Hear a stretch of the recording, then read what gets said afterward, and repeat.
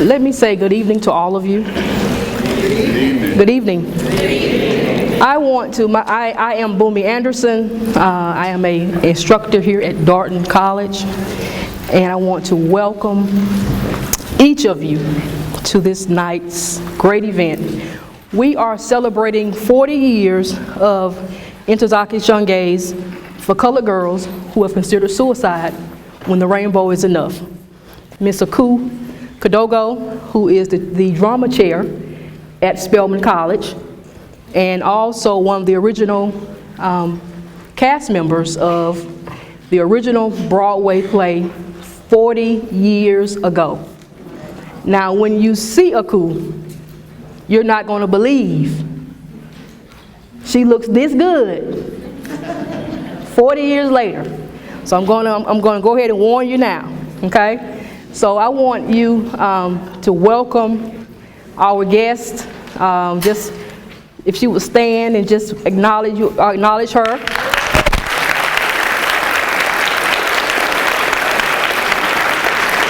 And so thank all of you again for coming. Enjoy the show. Welcome our guest, Aku Kadogo.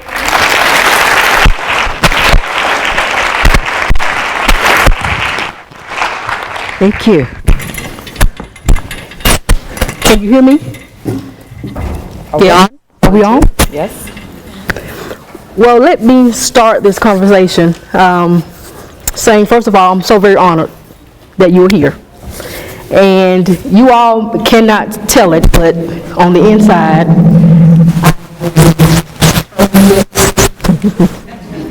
somersaults, Simone Biles.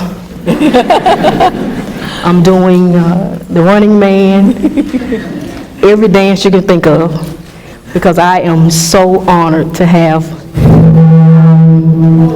this wonderful, like I said, this is the 40th year anniversary of For Colored Girls. And I know if you attended a HBCU, you know what I'm talking about.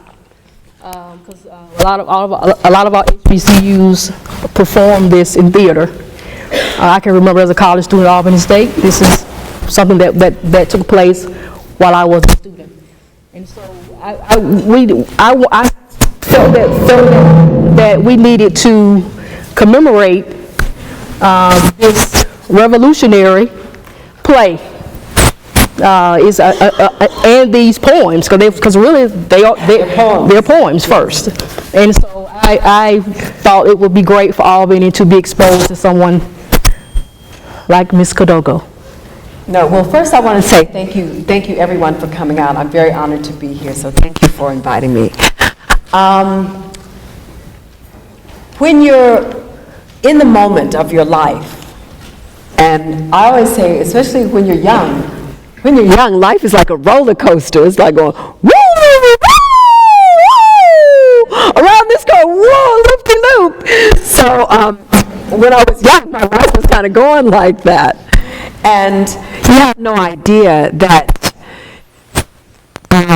you don't know that you're making history. We had no idea that it was going to take New York the way it did, and then indeed the country, and then become so iconic in its statement all these years later. You don't know that you're doing that. You're just, whatever that whim was, whatever it was.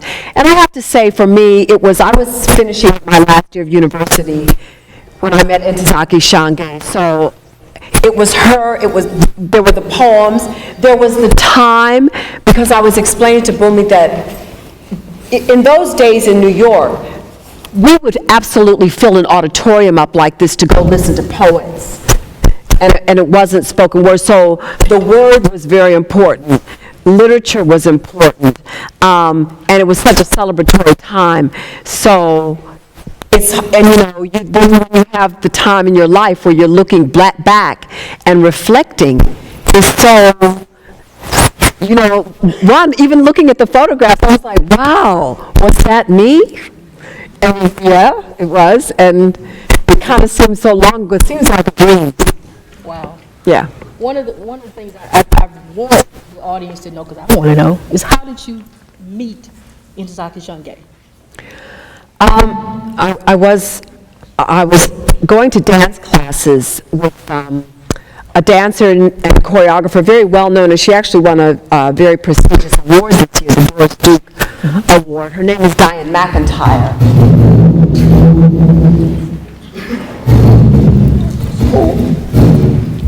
Yeah. Anyway, we'll see how we go. And Diane McIntyre had a company called Sounds in Motion Dance Theater. And I was attending the company classes, and in walks this woman. There were actually two of them. Paula Moss, whose photograph is here, was the choreographer.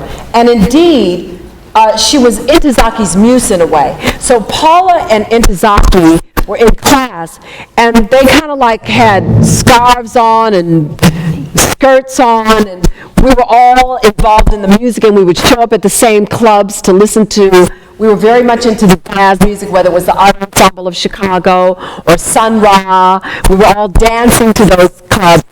The loft scene was very much alive in New York City. And then they were in this class. Ntozake had a little tiny broadside of these poems. And I bought them when she came to class. And the poems were so beautiful and so lyrical and full of music. And that was my attraction to her and them. And then they asked me if I would perform with them. And I was finishing up my last year of college, so I thought, oh, this is great. And we were performing in lofts, and we went to Amherst and performed.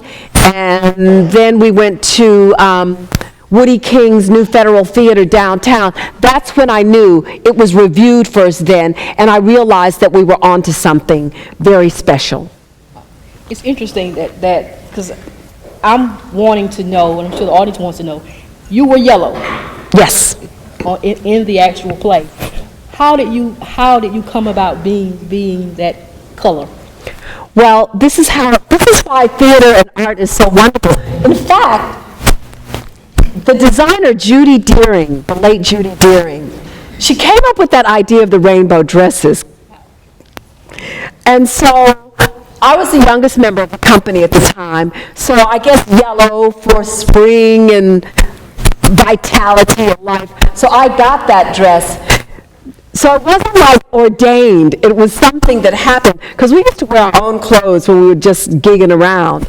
And then the colors came in when we realized that we were becoming a production.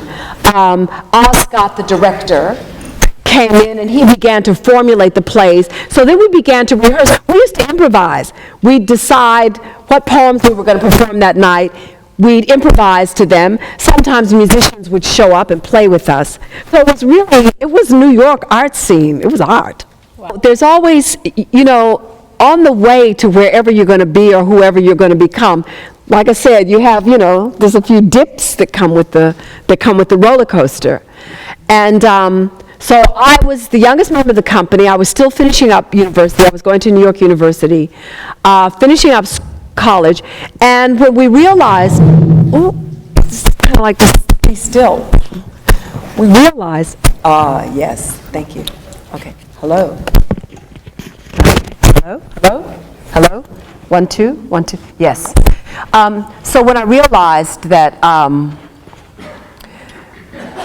we were going to become, so we've done the New Federal Theater, Woody King's New Federal Theater, and the theater used to pack up, and it was really, I would also add, that was my favorite time of performing for colored girls, because the audience was really, really close to us, a bit like how we are now. So when it came time to go to Joe Papp's Public Theater, and Joe Papp is very important in the theater pantheon because hair, chorus line, I mean, you name it, Joe Papp was producing all these experimental works, really, from the 60s into the 70s, well into the 80s. So we're now moving into public theater. Well, I get the phone call, and they've asked me to be an understudy. Oh. Well, what was I going to say? No, I wasn't going to say no. So I said yes, but you have to eat a little bit of humble pie. anyway, and it was a little bit hard to, take, because someone else is doing the role that you created, and they're giving her the same directions of something that you created yourself. Anyway,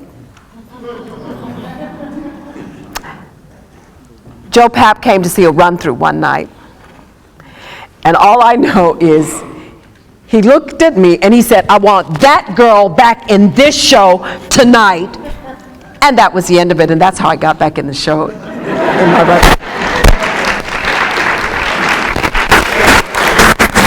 So it's funny when 1976. I'm thinking about 8 years after the King assassination. Mm-hmm. The Black Arts Movement, the Black is Beautiful movement, the Black Power movement, all those things. Say it loud, I'm black and I'm proud. Burning bras, it was all in the popping. Yeah, no, feminism. Yes, right, feminism. All those things were going on. I am thinking I want to know about these 7 women of color on Broadway, 1976. What was that experience like? Well, there's also, the Vietnam War had just ended. So, and I, because like you, I'm a professor, so you kind of start making connections. And I was teaching the Parliament Funkadelics last week. There also was an air of celebration around in the country. Yes, these kind of very traumatic things had occurred, but there also was this jubilant feeling. So there was, the Mothership Connection, and James Brown was at his height. And I remember going to see a show with James Brown in the Parliament and Funkadelics. Jean-Michel Basquiat, if you're familiar with his paintings, he was around. Samo, he was starting to draw. I also just pointed out that we were also the forerunners of hip hop. So this is all, the New York is really bubbling. And this music, the Loft Scene, is very affordable in New York. 42nd looked nothing like it looks today. It was broken down and boarded up, and lots of X-rated movies. And you can't imagine when you see it today. But there was a lot of creativity around. So, and all of us we were all a part of that. And it was palpable. It was just in the air everywhere you went. Wow. So I'm thinking, I read this recently, that you all were next door to a chorus line. Yes. I'm thinking of contrast. But I also read that 6,000 people a week came to see For Colored Girls. Why do you think the audience was captivated and gravitated toward that work? The poems, I think because Ntozake did capture that air of women speaking about being women, not disliking men, which it is accused of. Yes. But speaking about loving ourselves and recognizing ourselves and flowering in our standing. Because a lot of women, they were speaking up now and running for politics and showing up. It was happening. And this piece captured that kind of poetic feeling, but also, everyone came to see it. Ruby Dee and Ossie Davis, Cicely Tyson, John and Yoko, Jack Nicholson and Angelica Houston. Everybody that was anybody. I would just be surprised. They were standing there shaking our hands, and I think, oh, so it was an art piece that people were coming to see. And I also think because we weren't, we were the antithesis of kind of glamour and I don't want to say false, but we weren't glamorous. We were kind of real, like real bodies and nappy hair and not a lot of makeup and no eyelashes. And, it was we were a different Broadway. Wow. And you talk about the antithesis of Broadway. It's funny that, because I was going to ask you, I came across this quote on Twitter. Modern life. You can't say anything. Aku was actually in conversation, I think, last year. Earlier this year, yes. This year with Ntozake Shange and Diane McIntyre. And someone tweeted this out, quoting you directly. And this is from Aku. She says, our butts were big, our thighs were thick, and we could tear up a dance floor. And you talked about we were the antithesis of Broadway. We were the opposite of Broadway. But you were comfortable in your own skin. Talk to us about how important that is. As a performer, as whatever, all that we do, how important it is to be comfortable in your own skin. Well, I think with the women representing, colored girls of the rainbow and the spectra, that was one. But also, I know with Diane McIntyre's dance company, she was celebrating, she really was celebrating the black body. So we could go into her dance class and you knew that because ballerinas were very slim. And anytime that I did classes with ballerinas, I used to dance with, I used to go to Dance Theater of Harlem to study as well. They were toothpick thin. And, I was never that.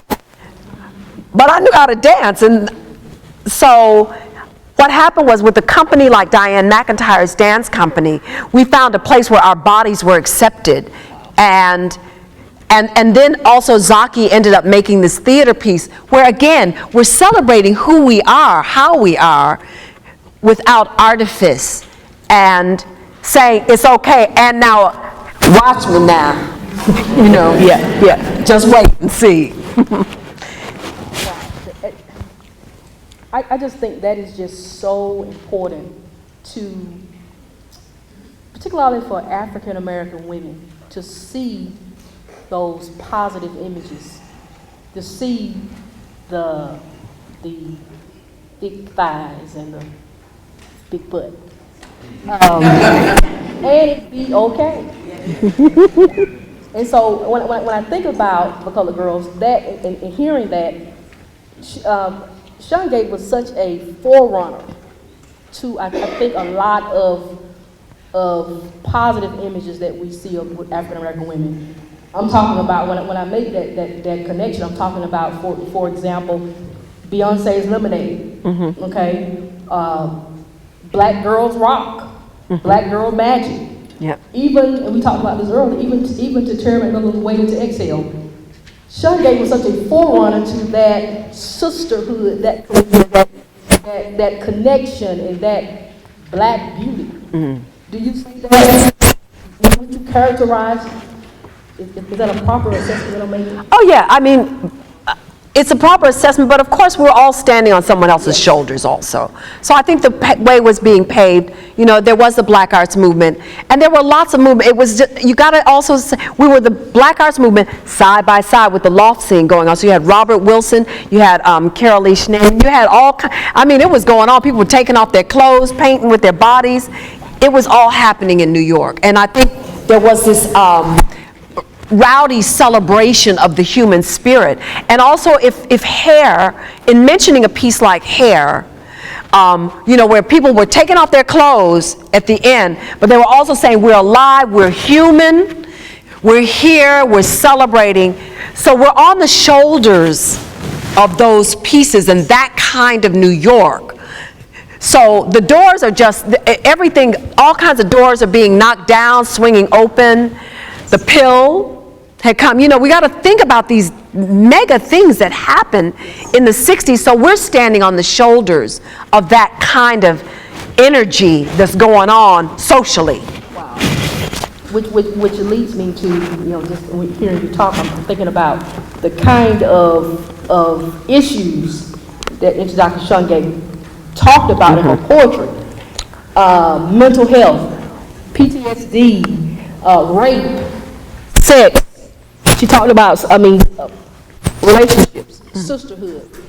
Those particular things like mental health, those kinds of things, what that was considered such a stigma, and in some cases still are.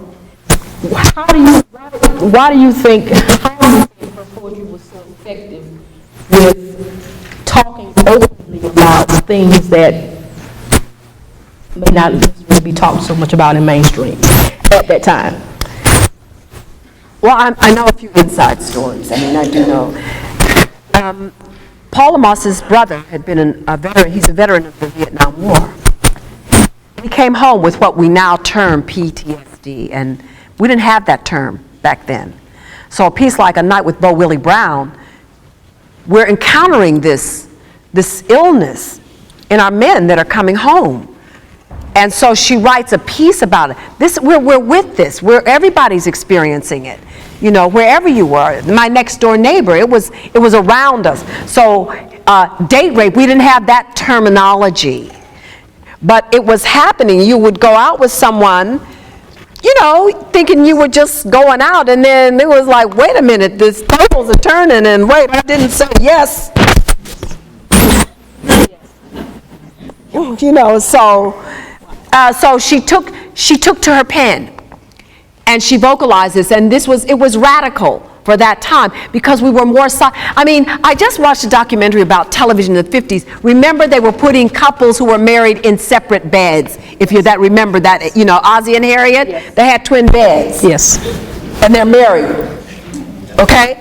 So that was that. So we're busting down a social order that was saying that's not the truth. Yes. That's not the truth. And so here comes this writer that's saying, we had this door, it was sort of starting to crack open, but this writer could come as you saw that opening, and then just, I'm going to talk about a lot of things that we can't necessarily say. Now, then the Brotherhood said, you're airing our dirty linen. And it got to be an issue. I mean, people, if you remember the Phil Donahue show, those of you who can remember the Phil Donahue show, remember we are talking, you know, they got into a fight on national television back in the day. These are things that, you know, a play caused that furor, and there was fisticuffs about airing dirty linen and how dare you. And I remember I was stalked by a man who used to just almost chase me. One, he just couldn't believe I was as short as I was. And then he would just point at me at night and say, I don't get this. You got to explain this to me. And then one night he stood back, we were at the Booth Theater, and he said, I understand. I understand. And but he just kept coming. So there were moments like this. But this was so beautiful about making art, and the power of art, and the power of words, and the beauty of words. So it made us examine ourselves as a society, as men and women. It just, it was an exciting time. But this is what art can do. So, I wanted to, of course, we're talking, this question popped up here. Good. I wanted to go back to becoming the color, or becoming the character, becoming the poem. What was your preparation like becoming? I was from Detroit. So I had this piece about graduation night, yes. And she gives up her virginity in the backseat of a car. I mean, cars, Detroit, come on, who didn't make out in the backseat of a car in Detroit? Everybody did. So, you know, probably everybody everywhere. You know, the car was another symbol of America, life in the 50s, 60s. So some of it, and you know, because I was so young, you know, when you look now, I have technique and things like that. You can draw those sort of things, you know, but, you know, I was young. So I was really, what I was bringing was my truth and some training to the table, and then it was just like a ritual of being on stage every night with this group of people. So you're growing and developing as you're telling these stories, and as these stories are resonating for other people, because it was so alive for everyone else. That was so powerful and unbelievable to me. Wow. I would say, as you were talking, another question. That's how it's going to happen. Good. I wonder, you seem so sure of your gift. I can hear the confidence, and so it's there. What was it? Was there any type of apprehension at any point in your performing for Colored Girls? Was there any? Remember, we're talking 40 years on, though, everybody, okay? So. What was the What was your, I used to hyperventilate before I would go on stage. I would lose my breath. I would just have to stand there and take deep breaths. And the second I got on the stage, then I stopped hyperventilating. So, you know, you have nerves and you're young and it was formidable to, you know, and I was literally out of the gates. You know, I was out of the gates. So, and all that information, you know, like I said, we were bringing so much emotion, and also there was a lot of real storytelling.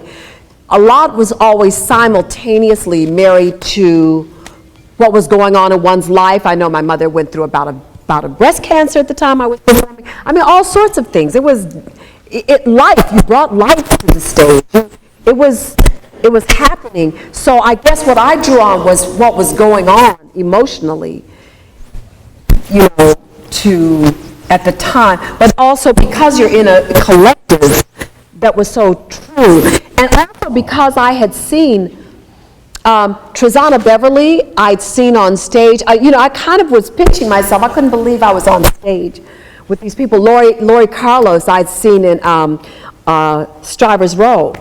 And so some of my heroes, my teacher ended up becoming an understudy that I had at NYU, Robbie McCauley. So all of a sudden I'm on stage with people that I also admired and respected. And that too brings you, you know, it elevates you. one of the things I did, a couple people asked me to ask you this question. I did not want to not ask it. 2010, young people, where they not identified, have not known about that it was a play first, poem first, then a play. They are familiar with the movie done by Tyler Perry in 2010. What were your impressions of your thoughts on that film adaptation of that? How do you? I was in Detroit at the time, and as it happened, a whole group of us went, but I happened to be sitting next to the art critic Greg Tate, who'd come in from New York. He was performing there. And sort of about 2/3 the way through the film, he said, "Oh, Tyler Perry is riffing with Ntozake Shange." And that actually was my takeaway, so that's what I took away from it. Now, I've heard Ntozake's point of view on it. You know, it wasn't the colored girls that I knew. And also, remember, it was literature first for me. They were poems. They were poems. And then it became this play or choreo poem. You know, so to see it revived in this way, it was just like, well, that's the 21st century way. It comes back as a movie, a wider audience sees it. It's not what it, you know, they didn't really do the poems full out. I was kind of like, not true to the writer was a little bit of a problem for me. But he stretched it out to a film. So, power to him. Yeah, power to him.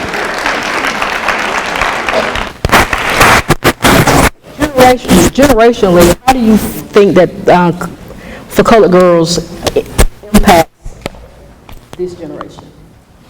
What are some things that young people can take from colored girls?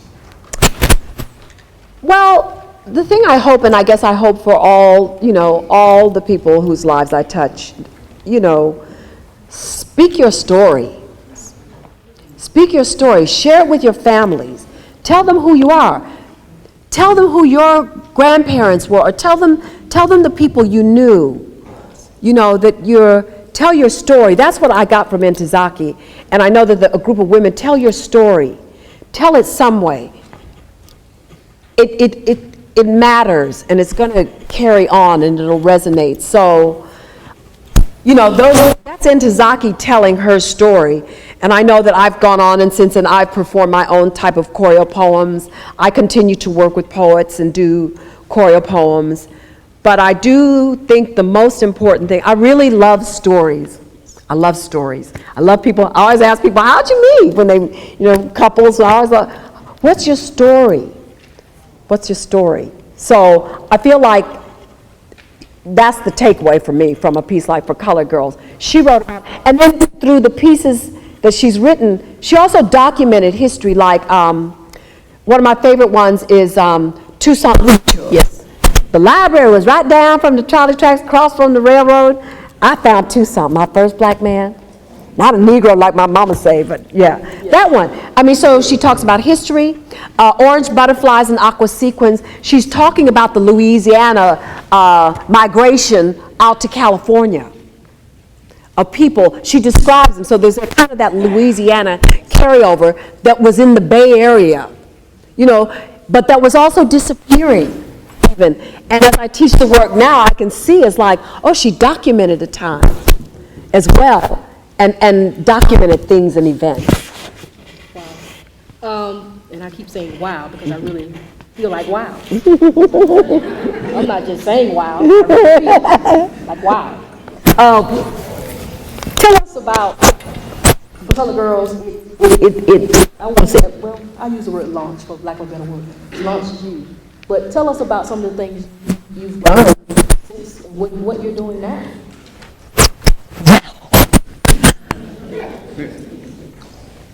For Colored Girls took me in 1978. I ended up moving to Australia. And that's been my home since 1978. And so we went to do Colored Girls there. And I met my then husband, and then I stayed. And then my life, I then started working with indigenous people of that country, as well as other artists. I worked with them all, from Jeffrey Rush, who you might know, Kate Blanchett when she came out of school. All those people were all in my realm. So my career, my life, my family life was there. Working with indigenous people, I did a work with tribal women because I'm interested in language. I went to the desert and spent about 2 years in and out of the desert. I've worked with from theater, television. I did children's television there. And then kind of fast forward, and then I worked on the Olympics. So kind of the premonition that came was in 1996, I came with the Australian team to work at the Olympic Games with the Aussie team. And I used to ride in the car. My brother is a professor at Clark, and he was a professor at Morehouse at the time. And I would get in his car and I go, Aku is in the house, we got it going on, we here in the matter all Ponce de Leon.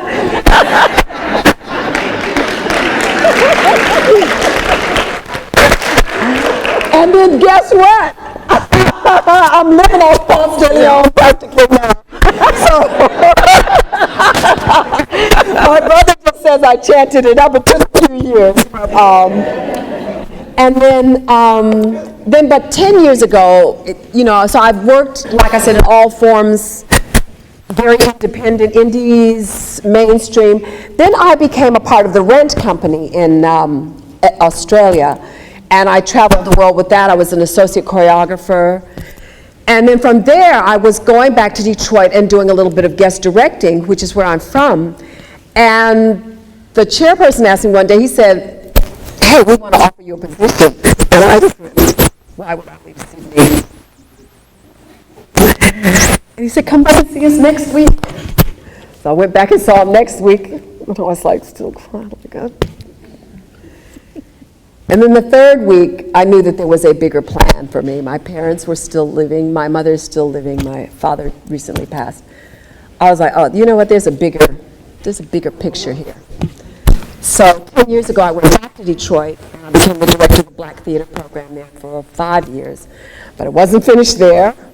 One of my former students had been living in South Korea for a number of years, and he kept telling me that he really loved it there, and that I would love it there. And then he invited me to come to South Korea, so I was offered a position in the middle of the night, phone call, just, hey, you want to come? And oh. And then the crazy thing is he actually died in the middle of my negotiations. We'd spoken a week before, and I would have lived in an expatriate world had he lived. But the door had swung open, so I went and joined the music faculty, the music theater faculty in Yale University for 2 years. That was 2011 to 2013. And then my life took me back home to Australia for family issues, and then my NYU bestie who's at Spelman said, "Can I nominate you for a visiting professorship?" Yeah, right. And then she called me up and she said, "You're shortlisted, and here's what you need to do." And then I got it, and yeah, and they just recently made me the chair of the theater department this year, so it's like, we don't have to go anywhere. So what are some things that you are envisioning for Spelman, for your students?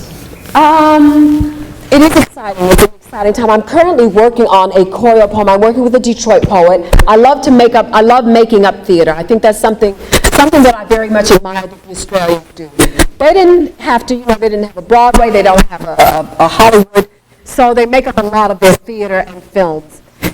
So I think that what I'm bringing is, it's like make it up, and I also want my students to, like I said, I really do want them to tell my stories. I said, it's nice that we have colored girls and it's 4 years old, but I want to know, who are you now? Yeah. I'm serious about that, and I'm serious as a heart attack about it. So with that, I produced something called Festival X. I co-produced it with my student, with my class, because they were so engaged.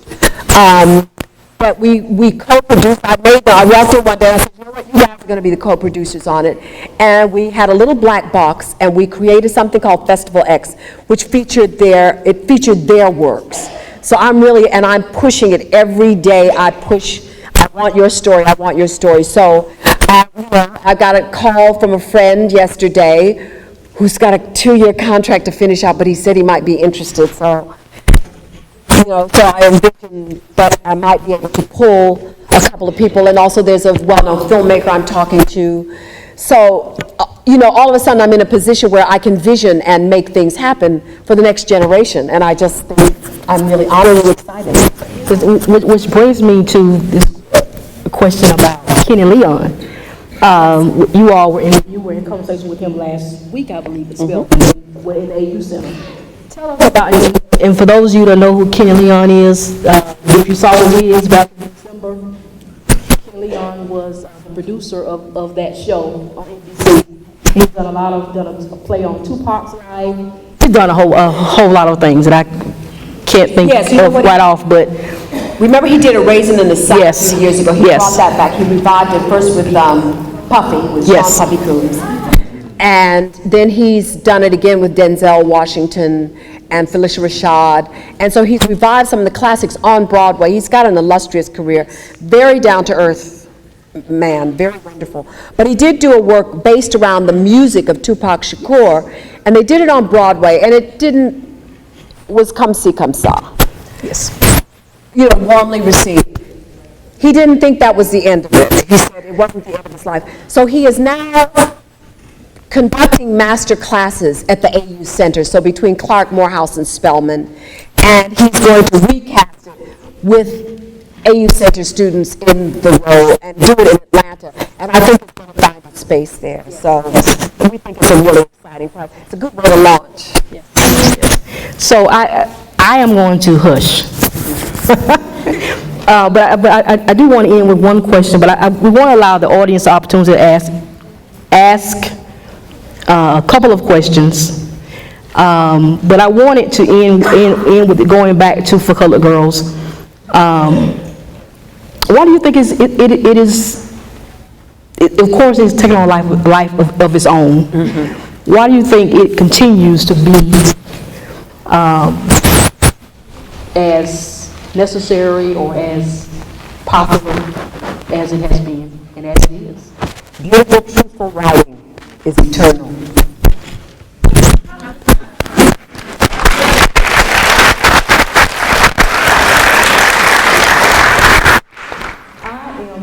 Still excited. I'm still dancing on the inside. And she's still Simone Biles. That's what I want to know. How you be that? Simone Biles.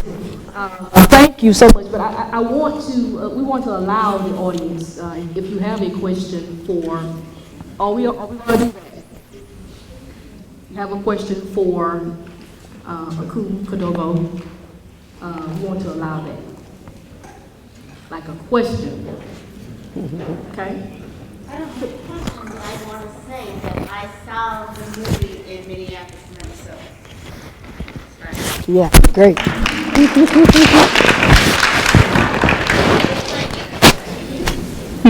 The play. The play. Yes, yes, it traveled all across the country. Yes.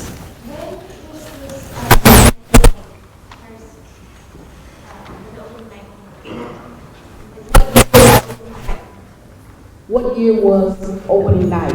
It was 1976 we all opened in Joe Papp's theater. It was June 1976. And I have a little anecdote about that. And then 3 months later we opened on Broadway in 1976. But for me, what happened was, so I called my parents up and I asked them to come to my graduation. It was my graduation from college. And then I said, by the way, there's a little play I'm doing. It was opening night for Colored Girls the night before I graduated from NYU. So that was, then I thought, is this how you graduate? With a picture in the New York Times. It was kind of like, oh. September 15th, 1976. That was Broadway. Yes, on Broadway. Yes. Yes. Someone else? I'm going to repeat the question if I can hear you. Yeah. So everybody can hear it. Yes. Then we'll come to Eric. I've done 3 live stage productions in Cleveland, Ohio, at the Speak for Arts Theater. Oh, yes. Karamu, yes. And I'm Do it. If you're dreaming about it, really do it. Really, really. You know, I worked on Rent. No day but today. No day but today. There ain't no joke. No day but today. Do it. Really do it. Really do it. Thank you. So I was interested in knowing, you talked about the rich cultural activity that was going on at the onset. Are you seeing a disconnect now compared to 40 years ago? Do you see a carryover of that pride, that collective enthusiasm about who African Americans are, and then do you see it reflected in the art? Absolutely. I mean, we're at a very different time. Remember, we're walking with devices now. Yes. And it's not put down on devices because all of us, everybody, we've all had to get next to whatever that is. Property was much cheaper. I mean, I'm talking about in New York. Okay, I paid $123 a month, and I lived on Morningside Drive. $123 a month. It was a rent-control apartment. That was the New York artists were flocking to. They're flocking to Detroit now because you can live. Yes. So I'm saying all this to say that there was a cauldron of energy, but it had a lot. There were factors that so it doesn't. I mean, how do I tell my own daughter how to? You know, our children can't buy property the way we could. My parents bought a house for $15,000 back in 1958. And we sold it for the same price in 2008. Wow. But they sold it. So yes, there is a disconnect. There's another, but I will say, I mean, I'm an optimist. You could probably tell, right? I'm an optimist. I'm right, you know, yeah. I'm optimistic. I guess what I think I'm feeling, you know, I have had the opportunity to work with a lot of people around the world. Once I stop beating my head against, can you put your phones up? Can you stop doing this? Can you know, but I do feel like where I'm at right now, I feel like at the AU Center, there's a lot of energy, artistic expression. You know, I always get moved by my young people when I'm in the room. If I listen I gotta listen a lot, and if you know, you never think you're going to be an old person and go, well, now when I used to do this, when you get there, if you're lucky. Yes. If you're lucky. And then you got to also, I think, for me, I just have to find that place to listen and say, well, who are these people now, and how can I help them have that cultural, rich time that I felt so enthused about? How do I kind of till the soil to make it be that? And, I think I see a lot of our elders, thinking, we're all trying to rethink it, because do we let go? And what do we have to do? Because it's not too late. That's just personal. Wow. Yeah. I saw a hand over here. Just, What are two motivational quotes that really stuck with you over your lifetime? Oh, gosh. That's a deep one. deep. The question is, what are two motivational quotes that stuck with me in my lifetime? That's really, that is deep. I have something on my Yahoo account, which they all said everybody got hacked. It's a quote by Bummi about being melting snow. Like, it just meant, I wish I can't remember it, it's be melting snow. Like, just don't take yourself so seriously, be melting snow, that it's ephemeral. So that life is ephemeral, and I guess, maybe even just for this moment is no day but today, that song from Rent. We used to cry a lot. I mean, Rent was another one. We'd get in that room and, people would start singing those songs, and the story of Jonathan dying, all that, to create that work, that people brought it on, that it seemed to resonate. And then there's no day but today. No day but today. Wow. There's one more. We'll maybe take one or two. Yeah, let's take two more if we can. There's one there, because we didn't get that side. Yeah. Come on. Whose hand? Up in the blue? Yes. Were you always confident in yourself, or how long did it take you to correct yourself? Sorry? Were you all confident in yourself, and how long, if not, how long did it take you? I kind of came into the world a bit like this. I'd be lying if I said I didn't. There was a picture of my father holding me up in his hand with the 2 feet holding me up in the air. I was kind of like that kid, little tricycle with a hat on, going, I'm going to the world, I have my tricycle. I was that girl. One more on this side. Someone? Yes? What advice would you give for Black girls now that are still dealing with the issue that was facing in play? What advice would you give to Black girls who are still dealing with Black girls who are still dealing with the issues that are evident for colored girls? And it ain't just Black. I'm telling you, I worked in Korea, I worked in Australia, I worked in Detroit, I had Middle East, Caucasian, and I've had stories as an educator. It's the power and the beauty of being an educator, is come one, come all. If you figure it out, if you can make that space. So I've heard all kinds of stories from all kinds of people. And then I realized that what I've tried to do is create atmospheres. So if it's possible to share your truth, to heal in a space, if you can find an honest, let me say it like this, because sometimes I'm staggered when I get some truth telling in a space that I've created. And then I have to go home at night and I say, well, you created the space, and the people found that it was honest. And they also felt that they were going to be held. So if you can find that space, I think it's important to find that space where you will find nourishment and love and care. Mostly we have to start with ourselves, but it is, if you can find that space, that seems to be one of the roads to health and healing. And find that. There's one lone hand there. We'll take that one. Come on. Is there a networking support system in place where we can tap into some of this energy? You know what? I tell people now, make your own book clubs. Yes. Sing together.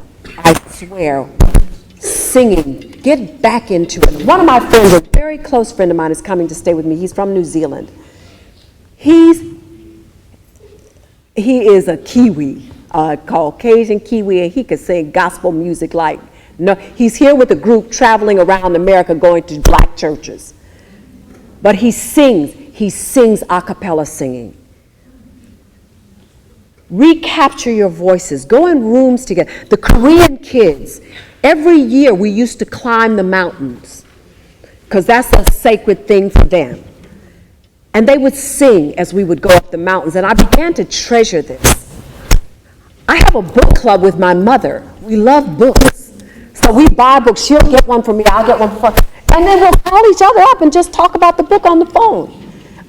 I mean, it makes me feel good. I love talking about books with my mother. So I say, but I'm reminding us, put it back in your lives. I think that we've been kind of overcome with machines and television and, too much imagery from somebody else telling you a story.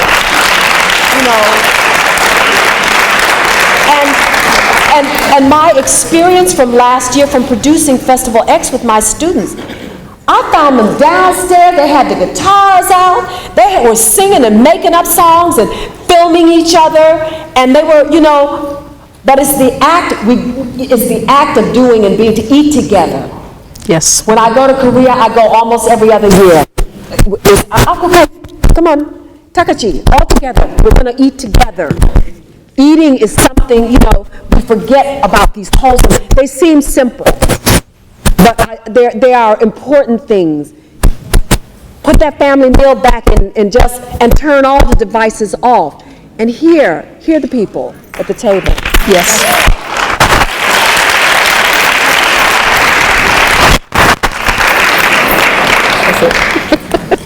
Let's thank, please join me in thanking Kadogo.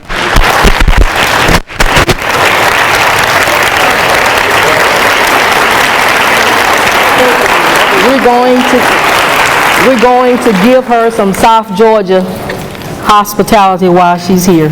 I'm so happy I made the trip. I'm excited. My mother's from Georgia, so I will have a real strong spot for her.